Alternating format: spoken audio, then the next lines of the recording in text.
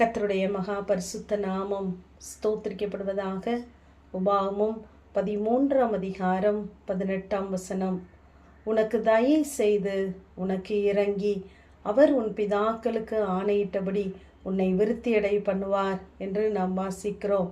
நம்மை விருத்தியடைய செய்கிற தேவன், நம்மை பெருக பண்ணுகிற தேவன், நமக்கு தயை செய்கிறவராய், நமக்கு இரக்கம் பாராட்டுகிறவராய், நம்மோடு கூட இருக்கிறார். நம்மை விருத்தி அடைய பண்ண வேண்டும் என்பதற்காகவே நம்மை அவருடைய பிள்ளை ஆக்கியிருக்கிறார். நம்முடைய பிதாக்களுக்கு அவர் ஆணையிட்டு கொடுத்திருக்கிறார் என்று சொல்லி வாசிக்கிறோம். அவருடைய தயவு எப்படிப்பட்டதென்றால், இங்கு ஏசாயா 63ஆம் அதிகாரம் 7ஆம் வசனத்திலே நாம் வாசித்து பார்த்தால், தம்முடைய இரக்கங்களின்படியும் தம்முடைய திரளான தயவுகளின்படியும் என்று வாசிக்கிறோம். அவர் திரளான தயை உள்ள தேவன். அந்த தயையை நமக்கு அவர் பாராட்டுகிறவராய் இருக்கிறார். ஆனால் அவர் நமக்கு செய்து வைத்த நன்மைகளை நம்முடைய கண்கள் காணாதபடி நாம் அநேக நேரங்களிலே தேவனை விட்டு தூரம் போகிறவர்களாய் இருக்கிறோம். தேவனுக்கு கோபத்தை உண்டாக்குகிறவர்களாய் இருக்கிறோம். அதைத்தான் முந்திய வசனத்திலே அவர் சொல்லுகிறார். உன் தேவனாகிய கர்த்தரின் கற்பனைகளை எல்லாம் நீ கை கொண்டு உன் தேவனாகிய கர்த்தருடைய பார்வைக்கு செம்மையானதை செய்யும்படி அவர் சத்தத்திற்கு செவி கொடுப்பாயானால் அவர் தமது கோபத்தின் உக்கிரத்தை விட்டு திரும்பி உனக்கு தயை செய்வார், உனக்கு இறங்குவார், உன் பிதாக்களுக்கு ஆணையிட்டபடி உன்னை விருத்தியடைய பண்ணுவார் என்று சொல்லுகிறார். நாம் தேவ சத்தத்திற்கு செவி கொடுப்போமானால் அவர் நமக்கென்று ஆயத்தம் பண்ணி வைத்திருக்கிறதான அந்த நன்மையை அவர் நிச்சயமாகவே தருவார். ஆகவே இந்த நாளிலே தேவ சத்தம் கேட்கக்கூடாதபடிக்கு தூரமாய் இருக்கிறீர்களா? உங்களை நீங்களே உய்த்து ஆராய்ந்து பாருங்கள். தெய்வ சமூகத்தை நாம் கிட்டி சேருவோம். நாம் கிட்டி சேரும் பொழுது அவர் தம்முடைய கோபத்தின் உக்கிரத்தை விட்டு அவர் திரும்புகிறவராய் இருக்கிறார்.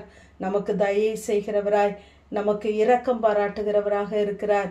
இங்கு யோவான் 21ஆம் அதிகாரத்திலே இயேசு கரையிலே வந்து நிற்கிறார். அங்கு சீஷர்களுக்கு தரிசனமாகுகிறார். அப்பொழுது அவர் யார் என்று சீஷர்கள் அறியாதிருக்கிறார்கள். அங்கு பேதுருவாகிய சீஷன் அவரை கர்த்தர் என்று அறிந்து கொண்டான். அப்பொழுது ஏதாகிலும் இருக்கிறதா என்று கேட்கிறார் இயேசு. ஒன்றும் இல்லை என்று சொல்லுகிறார்கள். 12ஆம் வசனத்திலே அவர்களிடத்திலே ஒன்றும் இல்லை என்று அறிந்த இயேசு அவர்களை நோக்கி, வாருங்கள் போஜனம் பண்ணுங்கள் என்று சொல்லுகிறார். அங்கு அப்பத்தையும் மீனையும் அவர் அவர்களுக்காக ஆயத்தப்படுத்தி வைத்து அங்கு அழைக்கிறவராயிருக்கிறார். ஏனென்றால் அவர்கள் கடலிலிருந்து 200 முறை தூரத்திலே போய் சென்று கொண்டு வந்து கொண்டு இருந்தவர்கள். ஆகவே நம்முடைய தேவையை அறிந்து, நம்முடைய இல்லாமையை அறிந்து அவர் நம்மை நிறைவாக்க போதுமானவராகவே இருக்கிறார். நம்மளிடத்திலே மனிதன் குறைகளை காண்பதற்கு எதற்காக என்றால் நம்மை குறை சொல்வதற்கு. ஆனால் கர்த்தர் நம்மிடத்திலே குறைகளை காண்பாரானால் அதை நிவர்த்தி செய்வதற்காகவே நம்மை நோக்கி பார்க்கிறவராய், நமக்கு தயை செய்கிறவராய், நமக்கு இறங்குகிறவராக இருக்கிறார். ஆகவே தெய்வ சமூகத்திலே நாம் கிட்டி சேருவோம். தெய்வ சத்தத்தை கேட்க பழகுவோம். தேவன் நம்ம மேலே வைத்த திட்டங்கள் மகா பெரியவைகள்.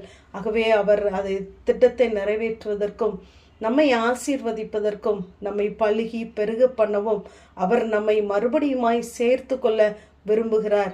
நமக்காய் ஆயத்தம் பண்ணி வைத்த நன்மைகளை நம் கண் காண வேண்டுமென்றால், நம்முடைய செவிகள் கேள்விப்பட வேண்டுமென்றால், நாம் அவற்றை சுதந்திரிக்க வேண்டுமென்றால் தேவ சத்தத்திற்கு நாம் செவி கொடுப்போம். தேவ கோபத்தை விட்டு நாம் விலகுவோம். அப்பொழுது தேவன் நமக்கு தயை செய்து நமக்கு இறங்கி நம்முடைய பிதாக்களுக்கு எதையெல்லாம் செய்வேன் என்று ஆணையிட்டாரோ, வாக்கு பண்ணினாரோ, வாக்குத்தத்தமான வார்த்தைகள் கொடுத்தாரோ, அதையெல்லாம் நாமும் நம்முடைய சந்ததியும் சுதந்திரிக்கும்படி நம்மை விருத்தியடைய பண்ணுவார். ஆமென். ஜெபம். பிதாவாகிய தேவனே, குமாரனாகிய இயேசு கிறிஸ்துவின் நாமத்தின் மூலமாய் உடைய சன்னிதானத்திலே வருகிறேன். உனக்கு தயை செய்து உனக்கு இறங்கி உன் பிதாக்களுக்கு ஆணையிட்டபடி உன்னை விருத்தியடைய பண்ணுவார் என்ற இந்த நாள் வேத வார்த்தையின்படி கர்த்தாவே, உடைய பிள்ளைகள் இந்த நாளிலே உடைய வார்த்தைக்கு செவி கொடுத்து மனம் திரும்பும் பொழுது, தேவ சத்தம் கேட்டு சித்தம் செய்கிறவர்களாய் மாறும் பொழுது நிச்சயமாகவே தயை செய்கிற தேவன் உடைய திரளான தயவை பொழிந்தருளுவீராக. உடைய இரக்கங்கள் 1000 தலைமுறை மட்டும் உள்ளது. அந்த இரக்கங்களை பொழிந்து ஆசீர்வதிப்பீராக. இயேசுவின் மூலம் ஜெபங்கேளும் எங்கள் நல்ல பிதாவே. ஆமென்.